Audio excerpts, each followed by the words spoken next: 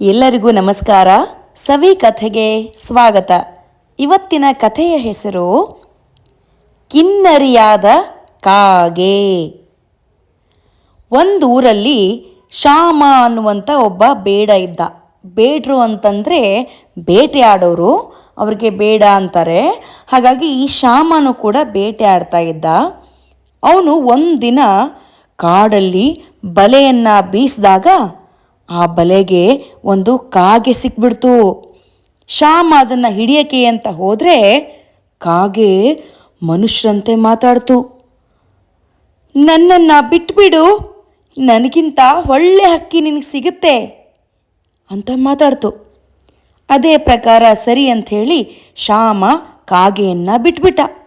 ಮತ್ತೆ ಅವನು ಬಲೆ ಬೀಸಿದಾಗ ಒಂದು ಸುಂದರವಾದ ಬಣ್ಣ ಬಣ್ಣದ ಹಕ್ಕಿ ಆ ಬಲೆಗೆ ಸಿಕ್ಬಿತ್ತು. ಶ್ಯಾಮ ಅದನ್ನು ತಗೊಂಡು ಹೋಗಿ ರಾಜನಿಗೆ ಕೊಟ್ಟ.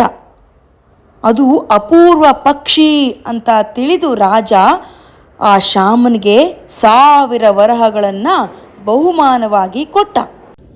ಶ್ಯಾಮನಿಗೆ ಸುಮಾರು ವರಹ ಕೊಟ್ಟಿದ್ದರಿಂದ ಮಂತ್ರಿ ಅದನ್ನು ನೋಡಿ ಅಸೂಹೆ ಪಟ್ಟುಕೊಂಡ. ಈ ಬೇಡನಿಗೆ ಇಷ್ಟೊಂದು ವರಹಗಳನ್ನು ಕೊಟ್ಟಲ್ಲ ನಮ್ಮ ರಾಜ ಅಂತೇಳಿ ಅಸೂಹೆ ಪಟ್ಟು ಹೇಗಾದರೂ ಶ್ಯಾಮನ್ನ ಹಾಳು ಮಾಡಬೇಕು ಅಂತ ನಿರ್ಧಾರ ಮಾಡಿ ರಾಜನ ಹತ್ರ ಹೋಗಿ, ಮಹಾಪ್ರಭು, ಇಂಥ ಸೊಗಸಾದ ಹಕ್ಕಿಯನ್ನು ದಂತದ ಅರಮನೆಯಲ್ಲಿಟ್ಟರೆ ಚೆನ್ನ. ಶ್ಯಾಮನಿಗೆ ಹೇಳಿದರೆ ಅಷ್ಟು ದಂತ ತಂದು ಕೊಟ್ಟಾನೋ, ಕೇಳಿ ರಾಜರೇ ಅಂತ ಮಂತ್ರಿ ಹೇಳ್ದ. ಅದನ್ನು ಕೇಳಿದ ಶ್ಯಾಮನಿಗೆ, ಅಯ್ಯೋ, ಅಷ್ಟೊಂದು ದಂತ ತರೋದು ಹೇಗೆ ಅಂತ ಚಿಂತೆ ಆಯಿತು. ಆಗ ಆ ಕಾಗೆ ಇತ್ತಲ್ಲ, ಮೊದಲು ಸಿಕ್ಕಾಕೊಂಡಿತ್ತು, ಶ್ಯಾಮ ಬಿಡಿಸಿದ್ನಲ್ಲ, ಆ ಕಾಗೆ ಶ್ಯಾಮನ ಬಳಿಗೆ ಹಾರಿ ಬಂದು ಹೇಳ್ತು, ಚಿಂತಿಸಬೇಡ ಶ್ಯಾಮ, ರಾಜನ ಹತ್ರ ಹೋಗಿ 40 ಪೀಪಾಯಿ ಮದ್ಯ ಬೇಕು ಅಂತ ಹೇಳು. ಆ ಮದ್ಯವನ್ನು ಕಾಡಿನ ಅಂಚಿನಲ್ಲಿರೋ 40 ಹೊಂಡಗಳಿಗೆ ಸುರಿ. ಅದನ್ನು ಕುಡಿಯಲು ಬಂದ 40 ಆನೆಗಳು ಕುಡಿದು ಮತ್ತೇರಿ ಮಲಗ್ತವೆ. ಆಗ ಅವುಗಳ ದಂತವನ್ನು ತೆಗೆದುಕೊಂಡು ಹೋಗಿ ರಾಜನಿಗೆ ಕೊಡು ಅಂತ ಕಾಗೆ ಹೇಳ್ತು. ಸರಿ ಅಂತ ಶ್ಯಾಮ ಅದರಂತೆ ಮಾಡ್ದ. ಆಗ ರಾಜನಿಗೆ ತುಂಬ ಸಂತೋಷ ಆಯಿತು. ಮತ್ತೆ ಶ್ಯಾಮನಿಗೆ 1000 ವರಹಗಳ ಉಡುಗೊರೆಯನ್ನು ಕೊಟ್ಟ. ಹಕ್ಕಿಗೆ ದಂತದ ಅರಮನೆ ನಿರ್ಮಾಣ ಆಯಿತು.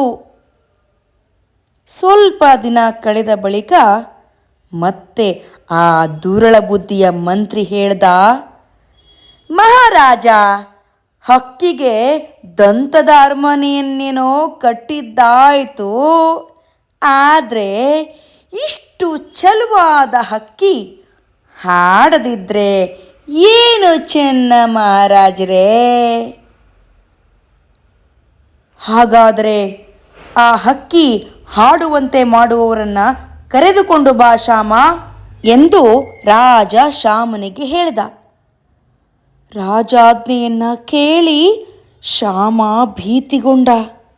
ಆದರೆ ಮತ್ತೆ ಆ ಕಾಗೆ ಬಂದು ಹೇಳ್ತು, ಹೆದರಬೇಡ ಶ್ಯಾಮ, ಆ ಕೆಲಸ ಪೂರೈಸುವುದಕ್ಕೋಸ್ಕರ ದೊಡ್ಡ ಹಡಗನ್ನು, ಅದರಲ್ಲಿ ಹಾಡಿ ಕುಣಿಯುವ 40 ಜನ ಹುಡುಗಿಯರನ್ನು ಕೊಡು ಅಂತ ರಾಜನಿಗೆ ಹೇಳು ಅಂದಾಗ ಶ್ಯಾಮ ಹೋಗಿ ರಾಜರನ್ನು ಕೇಳ್ತಾನೆ. ರಾಜರು ಸರಿ ಅಂಥೇಳಿ ಒಂದು ಹಡಗನ್ನು ಕೊಡ್ತಾರೆ. ರಾಜರು ಕೊಟ್ಟ ಹಡಗನ್ನು ಹತ್ತಿ ಶ್ಯಾಮ 7 ಸಮುದ್ರಗಳನ್ನು ದಾಟಿ ಹೋದ. ಕಡೆಗೆ ಒಂದು ಕಿನ್ನರರ ದ್ವೀಪ ಸಿಕ್ಕಿತು. ಅಲ್ಲಿ ಕಿನ್ನರಿಯರ ರಾಣಿ ಅವರ ನರ್ತನವನ್ನು ನೋಡೋದಕ್ಕೆ ಅಂತ ಹಡಗಿನ ಮೇಲೆ ಬಂದಳು. ತಕ್ಷಣ ಈ ಕಾಗೆ ಒಂದು ಮಾತು ಹೇಳುತ್ತೆ. ಕಾಗೆ ಆ ಮಾತು ಹೇಳಿದ ತಕ್ಷಣ ಆ ಕಾಗೆಯ ಆದೇಶದಂತೆ ಶ್ಯಾಮ ತಾನು ತಗೊಂಡು ಹೋಗಿದ್ದ ಹಡಗನ್ನು ತನ್ನ ಊರಿನ ಕಡೆಗೆ ವಾಪಸ್ ತಿರುಗಿಸ್ತಾನೆ. ಅಲ್ಲಿ ಆ ಕಿನ್ನರಿಯರ ರಾಣಿ ಕೂತ್ಕೊಂಡಿರ್ತಾಳೆ. ಹಾಗೆ ಆ ಹಡಗನ್ನು ತಗೊಂಡು ಬಂದ್ಬಿಡ್ತಾನೆ. ಕಿನ್ನರ ರಾಣಿ ಅರಮನೆಗೆ ಬರ್ತಿದ್ದ ಹಾಗೆ ರಾಜನ ಆಸ್ಥಾನದಲ್ಲಿದ್ದಂಥ ಹಕ್ಕಿ ಹಾಡೋದಕ್ಕೆ ಶುರು ಮಾಡುತ್ತೆ. ಅಂಥ ಗಾಯನವನ್ನು ರಾಜನು, ಆ ದೇಶದ ಜನರೂ ಕೂಡ ಕೇಳಿಯೇ ಇರಲಿಲ್ಲ. ಇಂಥ ಸುಂದರವಾದ ಕಿನ್ನರಿಯನ್ನು ನೋಡಿ ರಾಜ ಆಕೆಯನ್ನು ಮದುವೆಯಾಗಿ ತನ್ನ ರಾಣಿಯನ್ನಾಗಿ ಮಾಡ್ಕೋತಾನೆ. ಸರಿ, ಇಷ್ಟಾದ ಮೇಲೆ ಶ್ಯಾಮನು ಕೂಡ ಯಾವ ತೊಂದರೆಗಳೂ ಇಲ್ಲದೆ ಸುಖವಾಗಿದ್ದ. ಆದರೆ ಒಂದಿನ ಆ ಕಿನ್ನರ ರಾಣಿಗೆ ಕಾಯಿಲೆ ಆಯಿತು. ರಾಜವೈದ್ಯರು ಯಾವ ಔಷಧ ಕೊಟ್ಟರೂ ಅವಳಿಗೆ ಗುಣ ಆಗಲೇ ಇಲ್ಲ. ಆಗ ವೈದ್ಯರು ಹೇಳಿದರು, ನೋಡಿ ಸ್ವಾಮಿ, ಈ ರಾಣಿ ಕಿನ್ನರಿಯಾದ್ದರಿಂದ ಮನುಷ್ಯರ ಔಷಧಿಯಿಂದ ಅವಳಿಗೆ ಗುಣವಾಗೋದಿಲ್ಲ. ಆ ಕಿನ್ನರ ರಾಜ್ಯದಿಂದಲೇ ಒಂದು ಮೂಲಿಕೆ ತಂದರೆ ಅವಳ ಕಾಯಿಲೆ ವಾಸಿಯಾಗ್ತದೆ. ಸರಿ, ಮತ್ತೆ ಯಾರು ಹೋಗಬೇಕು ಆ ಕಿನ್ನರ ದೇಶಕ್ಕೆ? ಶ್ಯಾಮನೇ ತಾನೆ. ಯಥಾ ಪ್ರಕಾರ ಶ್ಯಾಮ ಕಿನ್ನರ ರಾಜ್ಯಕ್ಕೆ ಹೊರಟ. ಅವನು ಹಡಗು ಇಳಿದು ಹೋಗುವಾಗ ಕಿನ್ನರ ರಾಜ್ಯದ ಹೆಬ್ಬಾಗಿಲಿನಲ್ಲಿ 2 ಸಿಂಹಗಳು ಅಬ್ಬರಿಸ್ತಾ ಕುಳಿತಿದ್ದುವು. ಯಾರೇ ಬಂದರೂ ಅವರನ್ನು ನುಂಗೋ ಹಾಗೆ ನೋಡ್ತಾ ಇದ್ವು. ಶ್ಯಾಮ ಭಯ ಪಟ್ಕೊಂಡ.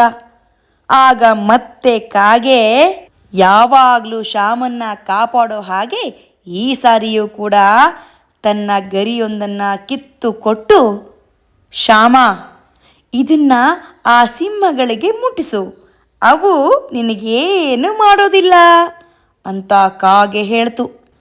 ಕಾಗೆ ಕೊಟ್ಟಂಥ ಗರಿಯನ್ನು ಒಳಗಡೆ ತಗೊಂಡು ಹೋಗ್ತಿದ್ದಾಗೆ ಆ ಸಿಂಹಗಳು ಶ್ಯಾಮನಿಗೆ ದಾರಿ ಬಿಟ್ಕೊಟ್ವು. ಶ್ಯಾಮ ಈಗ ಕಿನ್ನರ ರಾಜ್ಯದ ಒಳಗೆ ಹೋಗಿ ತಮ್ಮ ರಾಣಿಗೆ ಕಾಯಿಲೆ ಆಗಿರೋ ವಿಷಯನ ಹೇಳ್ದ. ರಾಣಿಗೆ ಕಾಯಿಲೆ ಆಗಿರೋದು ತಿಳಿದ ತಕ್ಷಣ ಅಲ್ಲಿನ ಕಿನ್ನರಿಯರು ರಾಣಿಗೆ ಗಿಡಮೂಲಿಕೆಗಳನ್ನು ತಂದುಕೊಟ್ರು. ಹುಡುಕಿ ಹುಡುಕಿ ಹುಡುಕಿ ಒಳ್ಳೊಳ್ಳೆ ಗಿಡಮೂಲಿಕೆಗಳನ್ನು ಶ್ಯಾಮನ ಕೈಗೆ ಕೊಟ್ಟರು. ಶ್ಯಾಮ ಆ ಗಿಡಮೂಲಿಕೆಗಳನ್ನು ತಗೊಂಡು ವಾಪಸ್ ಹಿಂದಿರುಗಿದ. ಆ ಮೂಲಿಕೆಯನ್ನು ಅರೆದು ಕುಡಿಸ್ತಾ ಇದ್ದ ಹಾಗೆ ರಾಣಿ ಆರೋಗ್ಯವಾಗಿ ಮೇಲೆದ್ಲು. ಆಗ ಆ ರಾಣಿ ತನ್ನೆದುರುಗಿದ್ದಂಥ ಕಾಗೆಯನ್ನು ನೋಡಿದ್ಲು. ಆ ಕಾಗೆಯನ್ನು ನೋಡ್ತಿದ್ದ ಹಾಗೆ, ಓಹೋ, ನೀನಾ? ನಿನ್ನ ಸಹಾಯದಿಂದ ಶ್ಯಾಮ ಮೂಲಿಕೆ ತಂದಿರಬೇಕು ಅಲ್ಲವೇ ಅಂತ ಕೇಳಿದ್ಲು. ಅರ್ಥವಾಗದೆ ನಿಂತ ರಾಜನಿಗೆ ರಾಣಿ ಹೇಳಿದ್ಲು, ಮಹಾರಾಜ, ಈ ಕಾಗೆ ನನ್ನ ಸಖಿಯಾಗಿದ್ದವಳು. ಒಂದು ದಿನ ಕೋಪದಿಂದ ಕಾಗೆಯಾಗು ಅಂತ ಶಪಿಸಿದೆ. ಇಂದು ಅವಳು ಶಾಪದಿಂದ ಬಿಡುಗಡೆ ಹೊಂದಲಿ ಅಂತ ತನ್ನ ಶಾಪವನ್ನು ಹಿಂದೆ ತಗೋತಾಳೆ. ತಕ್ಷಣ ಕಾಗೆ ಬಹು ಸುಂದರಿಯಾದ ಹುಡುಗಿಯಾಗತ್ತೆ. ಅವಳು ಸುಂದರಿಯಾದ ಕಿನ್ನರಿ ಆಗ್ತಾಳೆ. ಆಗ ಶ್ಯಾಮ ಆ ಕಿನ್ನರಿಯನ್ನ ಮದುವೆಯಾಗಿ ಸುಖದಿಂದ ಇದ್ದ. ಹೇಗಿತ್ತು ಸವಿಲೋಕದ ಕಥೆ? ಇಷ್ಟ ಆಯ್ತಾ? ಹಾಗಾದ್ರೆ ಸಬ್ಸ್ಕ್ರೈಬ್ ಮಾಡಿ, ಬೆಲ್ ಐಕನ್ ಒತ್ತಿ, ನಿಮ್ಮ ಸ್ನೇಹಿತರೊಂದಿಗೂ ಹಂಚ್ಕೊಳ್ಳಿ.